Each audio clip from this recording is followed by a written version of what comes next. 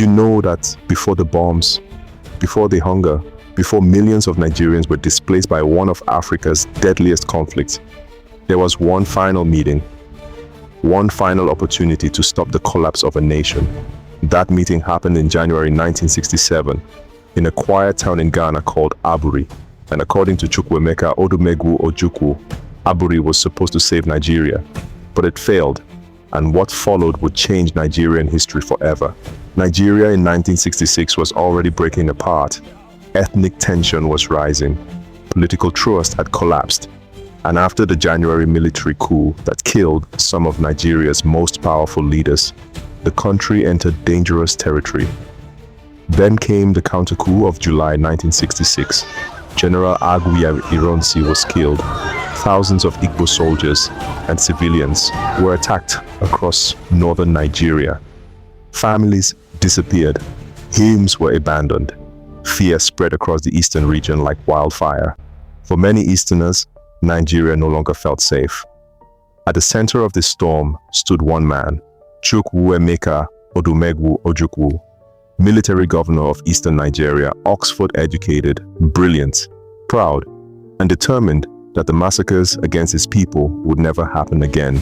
So in January 1967, Nigeria's military leaders gathered in Aburi, Ghana. The goal was simple: save Nigeria from civil war. General Yakubu Gowon was there, Ojukwu was there, regional military governors were there, and Ghana's leader, General Joseph Ankara, hosted the historic talks. For a moment, there was hope. Hope that Nigeria could remain united. Hope that peace was still possible. Hope that trust could be rebuilt. According to Ojukwu's understanding of the Aburi Agreement, the regions would gain stronger autonomy, military decisions would require joint agreement, and no region would dominate another. To many Eastern Nigerians, this was the protection they desperately needed.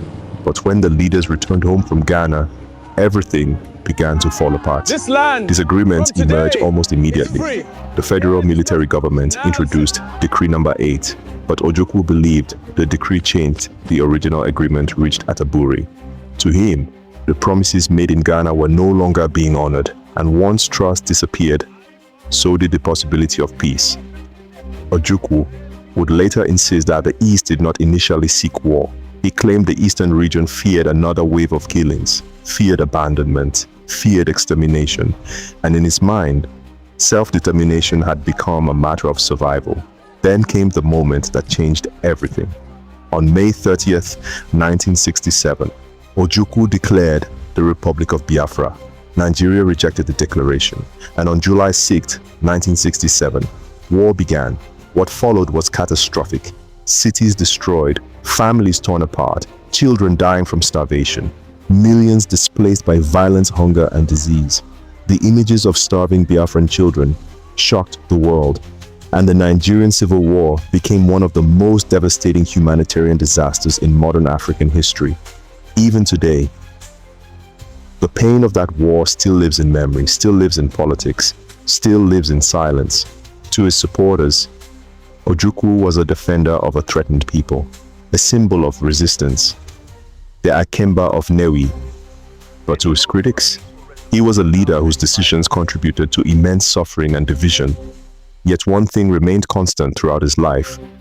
Ojukwu never stopped believing that Aburi could have prevented the war, that if the agreement had been fully implemented, Nigeria's bloodiest conflict might never have happened. Powerful closing. And so, decades later, the question still remains: if the Aburi Accord had been honored exactly as agreed, would the Nigerian Civil War have been avoided? Did Ojukwu fight to protect Eastern Nigerians after the massacres? Or was Biafra's secession a tragic mistake that made war inevitable?